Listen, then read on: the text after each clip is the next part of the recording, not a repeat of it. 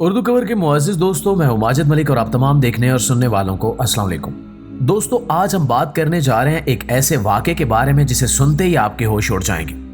आज से कुछ साल पहले तक जब सोशल मीडिया ऐप्स यानी फेसबुक या ट्विटर वगैरह अभी तक इतनी आम नहीं हुई थी कि लोग इनके जरिए होने वाले धोखे और दगाबाजियों को फौरन पहचान सके, कई लोग इन ऐप्स के गलत इस्तेमाल का निशाना बने। और आज जो वाक़या हम बयान करने जा रहे हैं वो भी इसी सिलसिले की एक कड़ी है। ये वाकया भारत के शहर दिल्ली से ताल्लुक रखता है, जहां 2007 में एक नौजवान जिसका नाम अदन दास बताया जाता है, एक फ्लैट खरीदता है और वहीं रिहाइश पजीर हो जाता है, जबकि इसके वालिदैन अपने आबाई शहर भोपाल में ही रह रहे थे। अदन दास का ताल्लुक भी नौजवान नस्ल के उसी तबके से था जो अपने वालिदैन के माली लिहाज से मुस्तहकम होने और इनकी अकलौती औलाद होने का नाजायज फायदा उठाते हैं। ना तो वो पढ़ाई में कोई दिलचस्पी रखता था और ना ही इसे अपने मुस्तकबिल की कोई फिक्र थी। अदन दास ने अपने सादा वालिदैन और भोपाल में मौजूद रिश्तेदारों को यह कह रखा था कि वो दिल्ली में इंजीनियरिंग कॉलेज में पढ़ रहा है और मुस्तकबिल में हायर स्टडीज के लिए अमेरिका जाने का इरादा रखता है, जबकि हकीकत में ऐसा कुछ नहीं था। दिल्ली में अपने फ्लैट में वो सारा वक्त अपने मोबाइल और कंप्यूटर के साथ मसरूफ रहता। बज़ाहिर इन सब हालात में कुछ खास या गैर मामूली बात नहीं थी। फिर आखिर ऐसा क्या हुआ कि अदन दास की यह सादा कहानी एक बहुत बड़े तूफान का पेश खैमा बन गई। कैसे भोपाल से आए हुए एक नौ उम्र लड़के ने पहले अपने वालिदैन और फिर कुछ सालों बाद अपनी गर्लफ्रेंड को कत्ल कर दिया। वो इतना अरसा कैसे छुपा रहा कि किसी को कानो कान खबर भी ना हुई और अदन दास इन सब की निगाहों से बचा रहा। और आखिरकार किस तरह दिल्ली पुलिस ने इस इंतहाई उलझे हुए केस को सुलझाया, इन सब सवालों के जवाब हासिल करने के लिए वीडियो को आखिर तक जरूर देखिएगा। नाज़रीन गिरामी, भारतीय खबर रसां इदारे के मुताबिक मंजरेआम पर आने से कई साल पहले अदन दास अपने वालिदैन को कत्ल करके रिश्तेदारों में यह मशहूर कर चुका था कि वो अपनी फैमिली के साथ अमेरिका शिफ्ट हो गया है, जबकि हकीकत में ऐसा कुछ नहीं था। वो दिल्ली में ही रहते हुए सोशल मीडिया आडाब फोटोशॉप पर अपनी ऐसी तस्वीर बनाता जिनसे ये तासुर दिया जा सके कि वो अमेरिका में है। इन तस्वीर को पब्लिक करने के लिए अदन दास ने सोशल मीडिया की सबसे ज्यादा इस्तेमाल होने वाली ऐप फेसबुक का इंतखाब किया। उसने फेसबुक पर अपनी एक से ज्यादा प्रोफाइल्स बना रखी थी जिन्हें वो लोगों को धोखा देने के लिए इस्तेमाल में लाता रहा। इसकी फेसबुक प्रोफाइल देखने वालों को यह पैगाम देती थी कि वो इस वक्त अमेरिका में है और इंजीनियरिंग पढ़ रहा है, जबकि हकीकत में वो दिल्ली में अपने फ्लैट में अकेला बैठा फेसबुक फ्रेंड्स को बेवकूफ बनाने में मसरूफ था। मुअज़्ज़िज़ दोस्तों, सोशल मीडिया एप्स जिसमें फेसबुक सरे फहरिस्त है, किसी भी इंसान को धोखा देने में मदद कर सकती है, क्योंकि आप कुछ नहीं जानते कि बज़ाहिर सादा नजर आने वाली इस प्रोफाइल के पीछे कौन से भयानक रूप छुपे हुए हैं। यही हुआ भोपाल की अंकाशिका के साथ। उसने फेसबुक पर अदन दास को एक पढ़ा लिखा अमेरिका का रिहायशी नौजवान समझा, चुनांचे उसने फेसबुक पर इससे दोस्ती करने में कोई आर महसूस न की। दोनों की दोस्ती फेसबुक से बाहर डायरेक्ट ताल्लुक में बदल गई, जहां आकांक्षा पूरी तरह अदन दास के झूठ से बने हुए जाल में फंस चुकी थी। वो खुद एक इंजीनियरिंग कॉलेज में तालीम हासिल कर रही थी और अपने माँ बाप की इकलौती औलाद थी।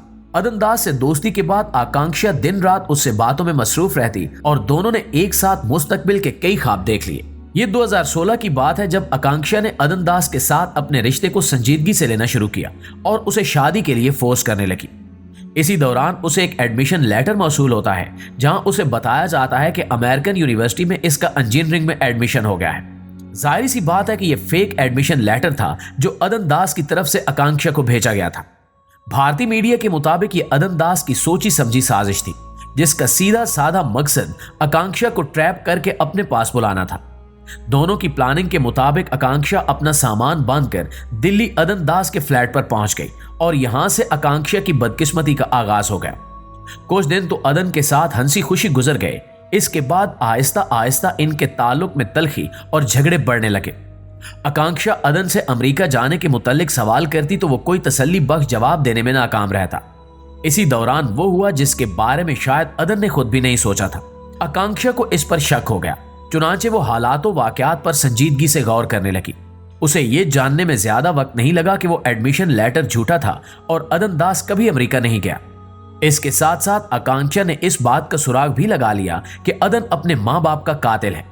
दोनों के ताल्लुक में दरार आ चुकी थी और अब अदन दास भी आकांक्षा से पीछा छुड़वाना चाहता था, जबकि आकांक्षा इस सारे मामले को किसी मंतकी अंजाम तक पहुंचाना चाहती थी। नाज़रीन गिरामी, यहाँ ये बात काबिल गौर है कि इस सारे अरसे में आकांक्षा के पेरेंट्स ने इससे राब्ता करने की कोई कोशिश क्यों नहीं की, वो इनकी अकलौती औलाद थी, तो कैसे वो अपनी बेटी के हालात से इतने बेखबर रहे। तो आपको बताते चलें कि उसके वालिदैन ने अपनी पूरी सी कोशिश की, लेकिन अदन दास यहाँ उसके आड़े आ जाता और उसे वालिदैन से बात करने नहीं देता। शुरू में वो खुद को आकांक्षा बनकर उनके मैसेजेस के जवाब देता रहा। अदन की बातों और मैसेजेस ने उन्हें इतना मिसगाइड कर दिया कि वो समझने लगे कि उनकी बेटी अमेरिका में अदन के साथ जिंदगी गुजार रही है। इधर रोज बरोज आकांक्षा के बढ़ते हुए शक, पूछगछ और सवालात से तंग आकर अदन दास ने उसका कत्ल कर दिया और लाश अपने ही घर में गड्ढा खोद कर दबा दी। दोस्तों, अदन की बीमार जहरी हालत का अंदाजा इस बात से भी लगाया जा सकता है कि उसने जिस गड्ढे में आकांक्षा की लाश दबाई थी, उसी के ऊपर उसने एक चबूतरा बनवा लिया और रात को वहीं लेटने लगा। अब सवाल यह है कि एक मुजरिम इतने बड़े बड़े जराइम में मुलविस होने के बाद इतने आराम से कैसे रह सकता है और कानून की निगाहों से कैसे बच सकता है। तो दोस्तों, ऐसे मुजरिम अपने बिछाए हुए जाल में अक्सर खुद ही फंस जाते हैं और कानून के शिकंजे से ज्यादा देर तक नहीं बच सकते। यही हाल अदन दास का हुआ। वो अपने वहम को मिटाने और सब कुछ सही है का तासुर देने के लिए आकांक्षा के घर पहुंच गया। अपनी प्लानिंग के मुताबिक यहां उसने ये जाहिर किया कि वो अमेरिका से आया है और इनकी बेटी वहां बहुत खुश है। लेकिन आकांक्षा के वालिदैन इतने भी बेवकूफ नहीं थे।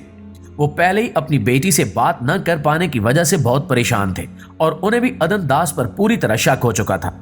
चुनांचे इन्होंने पुलिस में इसके खिलाफ FIR दर्ज करवा दी और यहीं से अदन दास का डाउनफॉल बाकायदा शुरू हुआ। नाज़रीन गिरामी, पुलिस की तफसीली तहकीकात से हौलनाक नताइज सामने आए, जिससे लोगों को और खास तौर पर अदन दास के रिश्तेदारों को पता चला कि वो दरिंदा सिर्फ अपने मासूम वालिदैन को भी सफाकी से कत्ल कर चुका था, ताकि उससे कोई पूछने वाला न रहे और वो उनके पैसे को जैसे चाहे इस्तेमाल कर सके। और आकांक्षा के अलावा भी वो फेसबुक के जरिए कई और लड़कियों को भी अपने धोखे और झूठ के जाल में फंसाकर उनका इस्तेहसाल कर चुका था। आकांक्षा का कत्ल इस सारे सिलसिले की आखिरी कड़ी साबित हुआ और अदन दास बिलाखिर पुलिस की गिरफ्त में आ गया। लोगों के लिए यकीन करना मुश्किल था कि यह लड़का हकीकत में कभी अमेरिका गया ही नहीं, बल्कि दिल्ली के अलावा इसने कभी कोई बड़ा शहर भी नहीं देखा था। यही नहीं, अपनी तालीम के हवाले से भी इसने कई झूठ बोल रखे थे, जिनमें 1% भी सच्चाई नहीं थी। चुनांचे अदन दास को धोखाधड़ी और 1 से ज्यादा कत्ल के जुर्म में करार वाकई सजा दी गई। नाज़रीन गिरामी, अदन दास जैसे लोग ही हैं जो सोशल मीडिया ऐप्स और खास तौर पर फेसबुक का इतना गलत इस्तेमाल करते हैं कि कई मासूम जानें इनकी दरिंदगी की भीड़ चढ़ जाती हैं।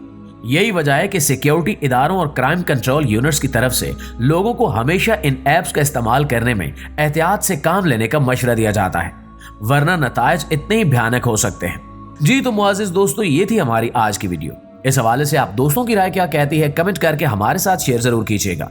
इंशाअल्लाह आपसे मुलाकात होती है अगली वीडियो में। तब तक अपना और अपने प्यारों का ढेर सारा ख्याल रखिए। अल्लाह निगहबान।